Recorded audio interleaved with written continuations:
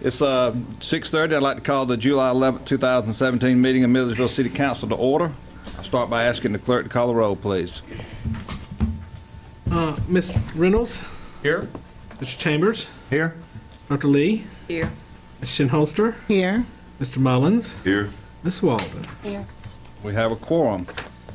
If you wouldn't mind, I'd like to ask everyone if we stand for the prayer and the pledge. Bow ahead. Lord, bless us as we gather today for this meeting. Guide our minds and hearts so that we will work for the good of our community. Teach us to be generous in our outlook, courageous in the face of difficulty, and wise in our decisions. Thank you for being our source of guidance. Amen. Amen.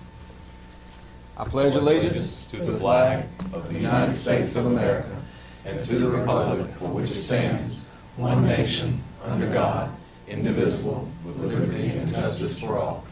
Thank you so much.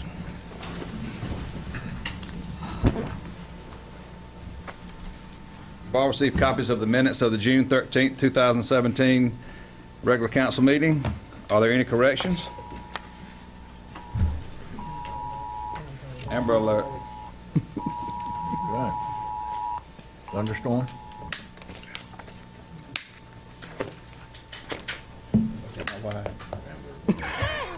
Oh, no. Fine, is it? So you've all received copies of the minutes of the June 13th regular council meeting. Are there any corrections? Do I hear a motion to adopt? So moved. Second. We have a motion and a second. I'll ask the clerk to call the roll. Mr. Reynolds? Aye. Mr. Chambers? Aye. Dr. Lee? Aye. Ms. Shinholster? Aye. Mr. Mullins? Aye. Ms. Walden? Aye. And that motion carries.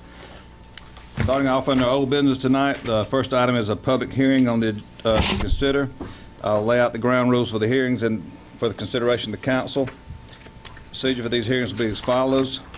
Once it's been determined that the hearing has been properly advertised, the clerk will read the proposed amendment.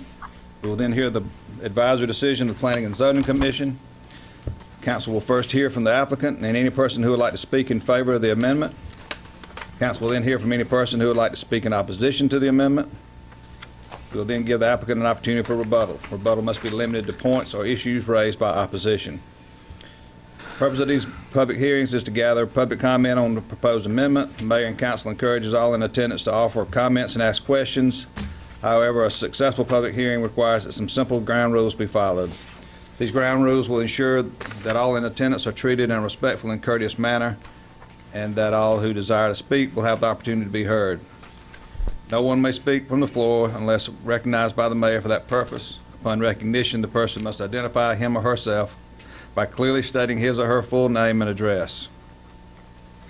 Anyone choosing to speak must address his or her remarks to the mayor and council and not the other members in the audience. Any debate between those for and those against the proposal must be strictly avoided. Oral comments can be generally delivered in 5 minutes. If there are a large number of persons wishing to speak, I would reserve the right to strictly invoke the 5-minute rule. First public hearing, the only public hearing to consider tonight is ordinance O-1705009, considering granting a special use of 320 West Green Street that would allow for 15 residents. And I'll ask the clerk to read the ordinance by caption. This is an ordinance amending the ordinance passed and adopted on the 10th day of December 2002, known as the Land Development Code of the City of Milledgeville, Georgia. Ordinance grants special use of a group residence with 15 residents for the property located at 320 West Green Street. Has this public hearing been properly posted and advertised? Yes, sir, it has been. I'd now like to recognize the zoning administrator, Mervyn Graham, to provide a report to include the advisory decision of the Planning and Zoning Commission. Ms. Graham. Okay, this was unanimously approved by the Planning and Zoning Commission June 28, and this property is currently apartments. The applicant is desiring to go back in and make it a single home, but where he can have 15 residents within the house. That's why he needs a special use. Thank you so much. At this point in time, is there anyone present who would like to speak in opposition to this amendment? Favor. In favor. I'm sorry. In favor of this amendment? Well, I've heard it before, I think. Hopefully it'll be brief.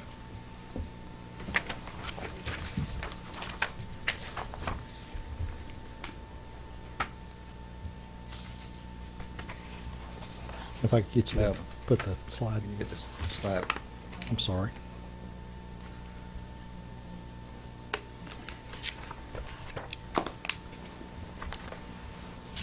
Okay. My name is, again, it's Donnie Olsnam with Fryer and Olsnam PC. I represent Mr. Richard Sims. My office address is 110 South Jefferson Street, Milledgeville, Georgia. We have applied today for the special use permit for 320 West Green Street. This property, we would like to restore to its former glory.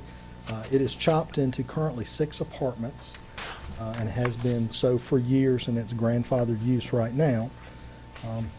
Mr. Sims can restore the floor plan, improve the beauty and safety, and save the historic features. It's not economically feasible if you can't put more than 3 residents. Once we take out the 6 apartments that are in there, restore the original floor plan, the original doors, the original walls, and so forth, convert it back from being chopped up like it is, we would no longer be able to have multiple residents in there by city rules. So we need to request that the city grant this group use for us. Currently, Mr. Sims has already replaced the roof and rebuilt the chimneys because that was necessary to prevent the continued deterioration of the house.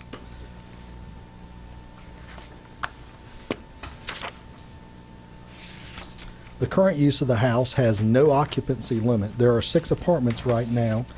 You could put 3-4 people in each apartment and would certainly exceed the 15 people that we are proposing to be put into the house. With the group use, that would be limited to 15 people.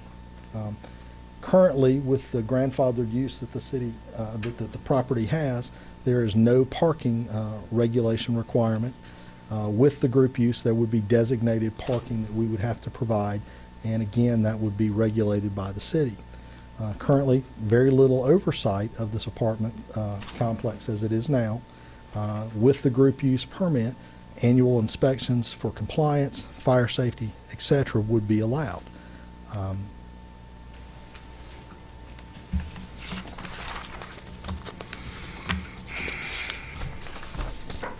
With the proposed plan that we have, Mr. Sims would be putting in and improving to add 20 off-site parking spaces to the property. Now, currently, the apartment complex has parking in the back, but this would be a designated 20 off-street parking spaces for this property. With 15 residents there, that is ample parking for all the residents in the house, plus guests. This is a view a little further away from the parking. The way we have the parking planned, or Mr. Sims has planned the parking would not border any property that Mr. Sims does not own. The property on South Clark Street, or fronting on South Clark Street, is Mr. Sims' personal residence. He also owns the property to the right on West Green Street as well.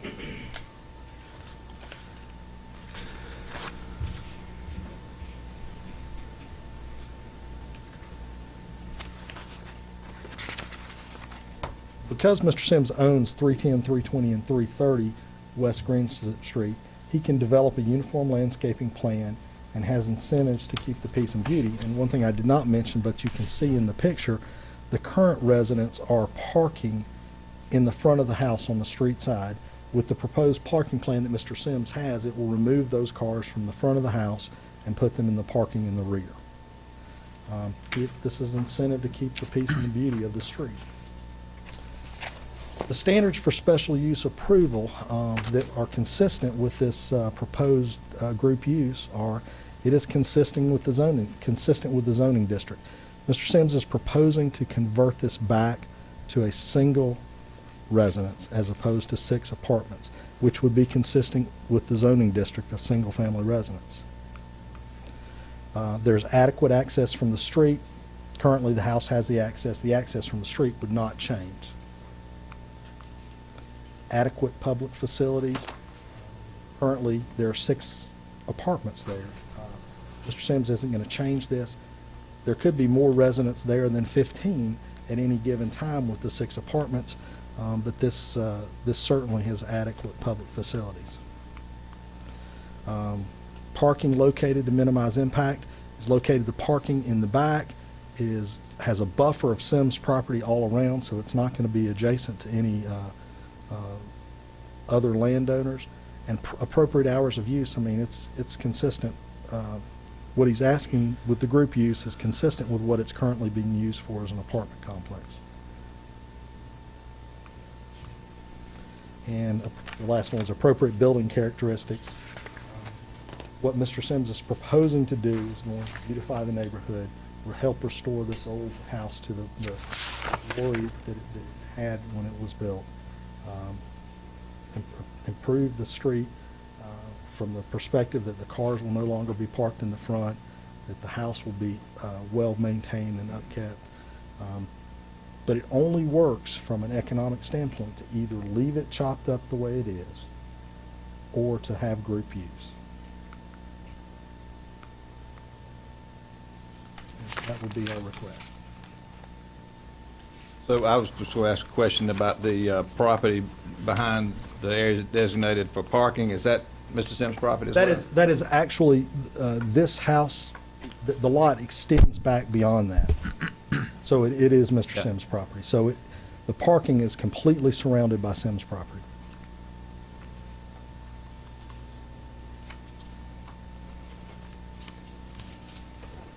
Anyone else have any questions, comments? Not at this point in time. Thank you so much. Now, anyone present who would like to speak in opposition? Yes, sir.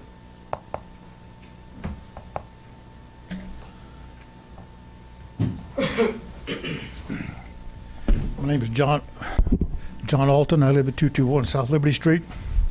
And I thank you for the opportunity to speak again on the subject that is dear to my heart.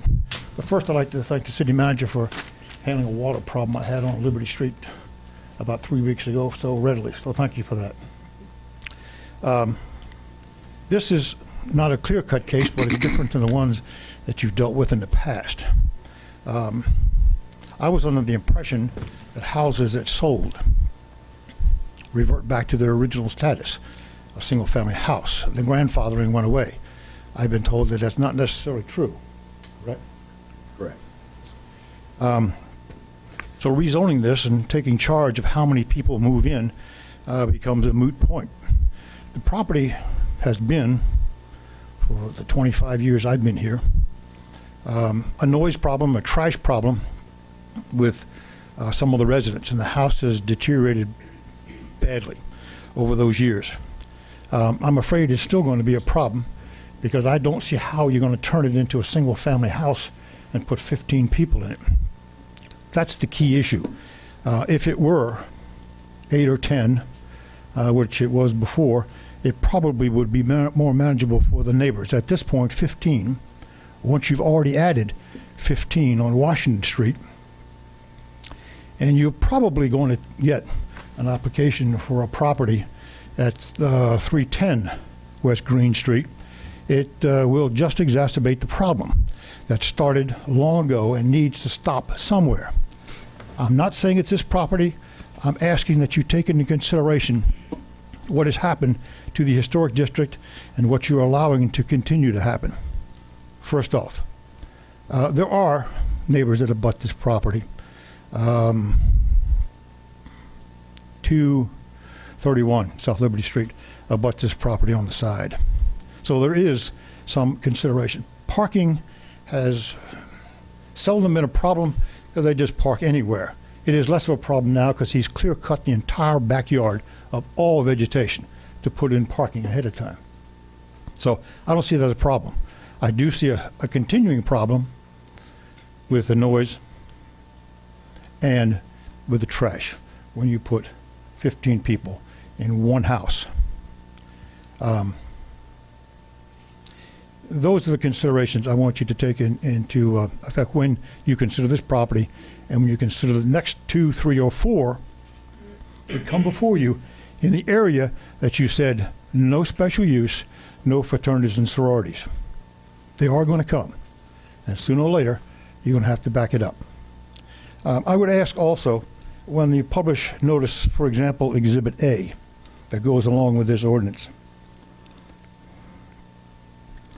Alice Jones no longer owns property adjacent. Captain Combs has been dead for 10 years. Martin Ross has been dead. List the new owners of the property adjacent to what you are discussing. So for this one, it would be a lot different than listed on here. It becomes a lot easier for people to understand when you list the correct property owners. Am I correct, Mervyn?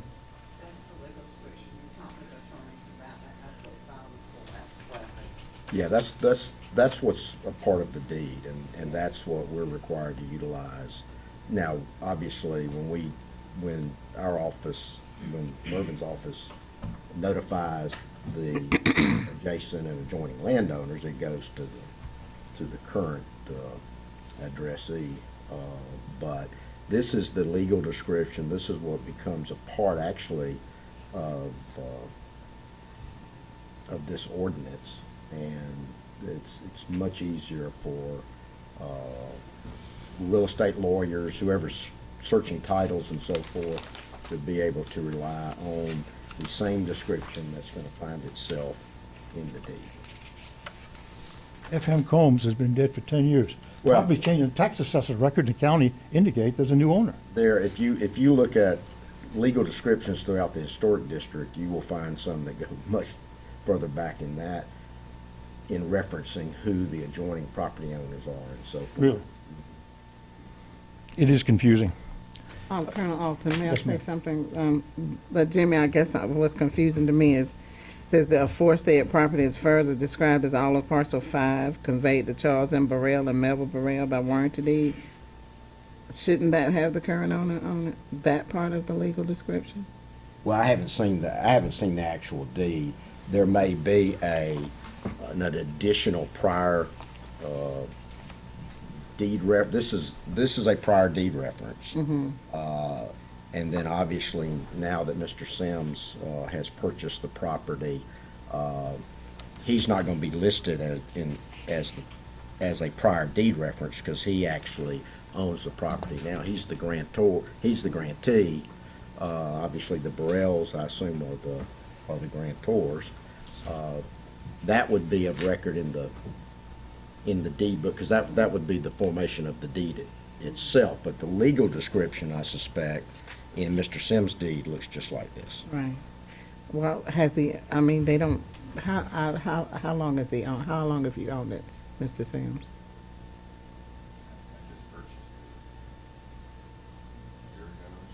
Okay. See, we require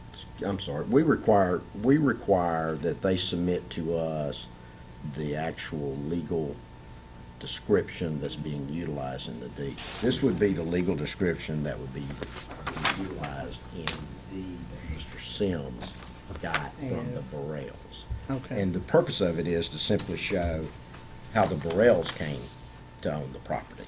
And then that helps real estate lawyers complete the chain of title. Okay. I realize it can be confusing, but particularly in the historic district and older properties, we see that quite a bit, unless you get a new survey done. And then sometimes there's a reference to the actual survey.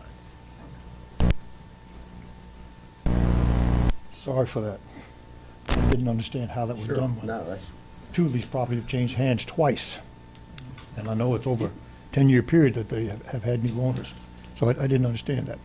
And again, one is bordered by one of these, my neighbors, who's had to put up with some of the difficulty with the property before, which I'm hoping it doesn't take place again. But again, my main concern with this property is the 15 residents that we're putting in there and the disguise of single-family residents.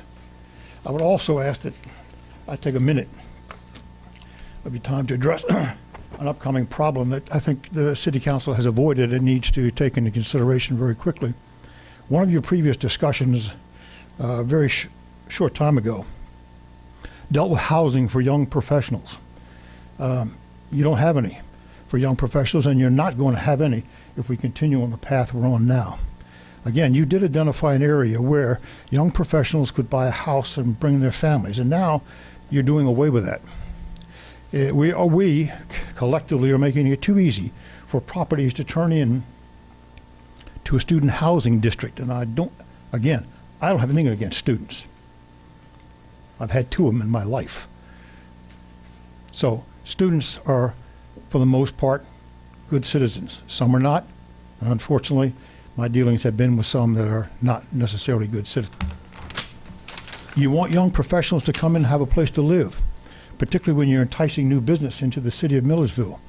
When properties do not go on the market, and the last 6 in my neighborhood did not go on the market. So they don't have an opportunity to do that. And as long as we continue to turn single-family housing within the historic district, within the area particularly identified for no special group use, we will continue to lose those properties available to young business entrepreneurs coming to Milledgeville, who will go to Jones County and the lake. A consideration. It doesn't necessarily deal with this property. Again, I say this one's in a different category. And I do have some understanding there, though I object to the 15 residents that we're trying to put in there. I'm more than willing to answer any questions.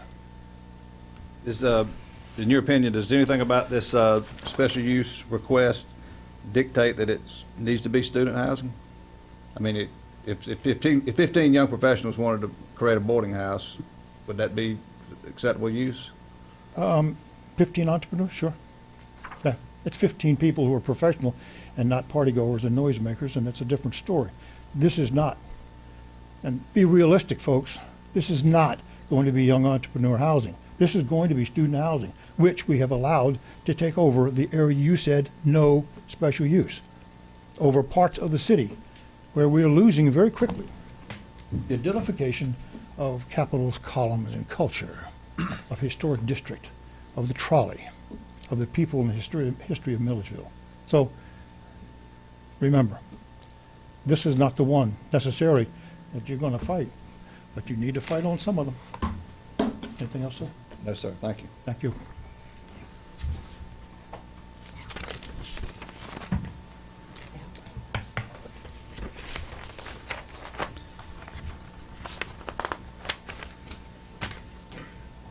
Any rebuttal? Made very briefly.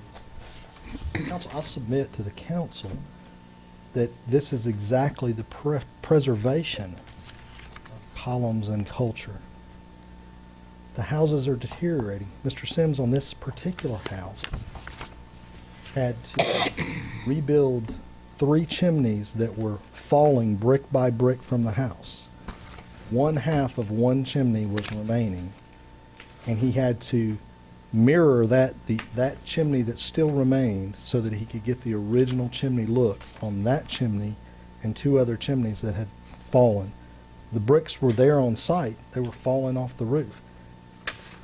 This kind of use, this kind of restoration by Mr. Sims is in fact keeping our columns and keeping our culture here in Milledgeville. The fact that students may or may not live in this house doesn't detract from that, doesn't detract from the trolley tour. What detracts from the trolley tour is if the residents of the house and the landlords do not insist upon the proper maintenance of the house. I submit to council that Mr. Sims has displayed through the houses that he has restored in the city of Milledgeville. He is more than willing to put the resources in to make sure that he preserves the history and the culture and what the trolley tour is about. The trolley tour rides down the street. They're not walking inside the houses. And his restoration of these houses, in fact, preserves that. And then lastly, I did want to make sure that I made clear, and if I misspoke, was with no intent. When I indicated that the parking is bounded on all sides by Mr. Sims' property. You hold this second, Trey. But someone figure out, yeah, go ahead.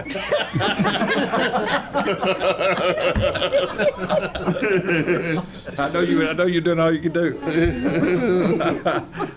Thank you. I apologize. Not a problem. What I was saying is, if I misspoke and tried and led anyone to believe that I was suggesting that the properties were completely surrounded by Sims property. What I was suggesting, and maybe I didn't speak clearly, was that the parking that Mr. Sims has planned is completely surrounded on all sides by other property that he has owned. There's sufficient buffer zones. If you look on the slide showing the parking, the property behind that parking lot that is adjacent to Mr. Colonel Alton's neighbor, there is ample buffer of a significant portion of property. So the parking doesn't abut any other landowner's property. Thank you. Do you happen to have a master lease that y'all typically use, like the house on Columbia Street that you rented to? Just wondering how you deal with trash, noise, things of this nature. And I'll let Mr. Sims speak to that. Yeah. It's such a privilege to be here tonight. I'm Richard Sims. I live next door at 330 West Green Street. I use the National Apartment Association lease that I pay a subscription fee to, and it's updated every year by the Georgia Board of Realtors, and it addresses all this. It addresses noise. My lease says that the residents are not allowed to run in their house, and I know that because a parent read it and called me about it. And my employees live in the historic district in one of these beautiful homes, and I have a man at 7 a.m. every morning that picks up garbage, and we teach our tenants as well to behave. And the particular sorority house you referenced is the National Apartment Association lease. It's a national credit tenant. It's a corporation out of state that pays the rent. To have an adult both on campus and from Atlanta that I meet with one day every month, and we walk the tour inside and outside. I change light bulbs, air filters, service the furnaces. They take care of their own lawn care, which was a mistake that I made when I negotiated the lease. And it's a beautiful home, and the fire department's in annually with the special use permit. Code enforcement's in annually with the special use permit, and there's a parking that came with the property, and that's regulated by the city as well. So really, by my investment into the architecture to preserve the architecture, the city also gets to come in every year and inspect it. And so there's fire safety, there's Right. building code safety that does not exist in the rental stock of this house. But you do address the nuisances in a lease Absolutely. situation. In fact, at the request of the city attorney, I evicted the students from the KA house when I bought it. You know, that home did not have permission for a fraternity. I will not request permission for a fraternity there. And their lease expired 2 months after my purchase, and I relocated them involuntarily because I will comply with city ordinances. Thank you so much. Any other rebuttal? Anyone on council like to ask questions, make statements? I did have, I lost my train of thought.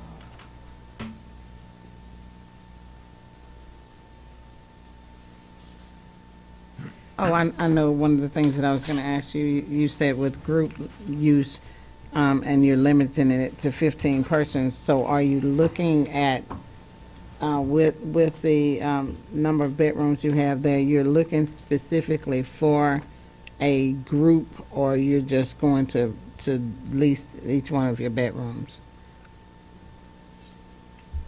Right now, it's leased as 6 apartments. I brought in an architect. We have all the architectural plans. I'm working with the U.S. Department of Interior to actually the federal government's going to supervise my renovation and preservation of this architecture. So I do not have a tenant for the future. This just gives me the flexibility that I may need. But the construction will take a year or two, so it's going to be sitting there. And just for the fun, and I'm very delighted, but this is the 6th public hearing I've had on this house. I've been having public hearings for years' duration. And it's my intention to have this well thought out. You know, the budget is not the hindrance. The preservation of the architecture and beautifying our city is my goal. And I live next door. And this is across the street from 3 city blocks that are occupied by the college campus. There are 1,000 dorm rooms 2 houses away from this. So we're in an urban city environment. Has a large lot. There's still a lot of trees in this property. And it's just a delight to live and work here. And I thank you. I know that this would be a special situation because it's next door to you. So that's going to make a difference. And the students, I speak to them politely. They have signed leases that live there now. And you know what? there's no garbage, and if we find it, we take care of it. So. Anything else from council? Hearing nothing, that concludes the presentation of evidence. I'd like to entertain a motion on the ordinance, please. Motion we approve the findings of the Planning and Zoning Board. Second. Have a motion and a second. Any further discussion? Hearing none, I'll ask the clerk to call the roll.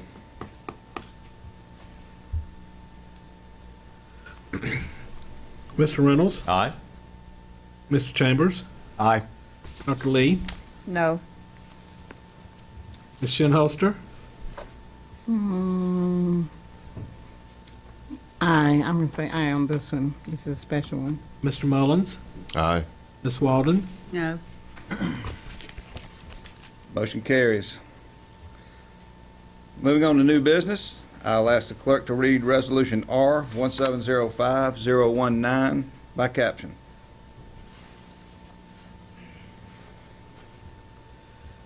To authorize a biosolid procurement agreement with Earth Products LLC for the removal of biosolids generated by the wastewater treatment plant. Having heard the resolution, do I hear a motion to adopt? Motion to adopt. Second. Any discussion? Hearing none, I'll ask the clerk to call the roll, please. Mr. Reynolds? Aye. Mr. Chambers? Aye. Dr. Lee? Aye. Ms. Shinholster? Aye. Mr. Mullins? Aye. Ms. Walden? Aye. That motion carries as well. Next up, I'll ask the clerk to read Resolution R 1707020 by caption.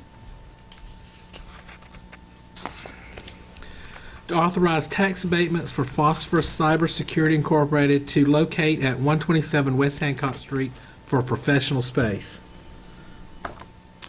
You've heard the resolution. Do I hear a motion? So move. Second. Motion and a second. Any discussion? I'd like to ask the clerk to call the roll, please. Mr. Reynolds? Aye. Mr. Chambers? Aye. Dr. Lee? Aye. Ms. Shinholster? Aye. Mr. Mullins? Aye. Ms. Walden? Aye. That motion carries. I'd like to ask the clerk to read Resolution R 1707021 by caption. To authorize an agreement with Coldwell Banker and Commercial for the exclusive listing agreement for the sale of the Shaw Building. You've heard the resolution. Do I hear a motion to adopt? So move. Second. We have a motion and a second. Any discussion? Hearing none, I'll ask the clerk to call the roll. Mr. Reynolds? Aye. Mr. Chambers? Aye. Dr. Lee? Aye. Ms. Shinholster? Aye. Mr. Mullins? Aye. Ms. Walden? Aye. And that motion carries as well. Lastly, on my agenda, I have due to a vacancy on the Planning and Zoning Board, I would entertain a motion or a nomination of Taylor Phillips to fill this position. Do I hear a motion? Motion we approve. Second. We have a motion and a second. Any discussion? Ask the clerk to call the roll. Mr. Reynolds? Aye. Mr. Chambers? Aye. Dr. Lee? Aye. Ms. Shinholster? Aye. Mr. Mullins? Aye. Ms. Walden? That motion carries. There being no further business to discuss, I'll entertain a motion to adjourn. So moved. Hearing no objection, we stand adjourned. Stay with me.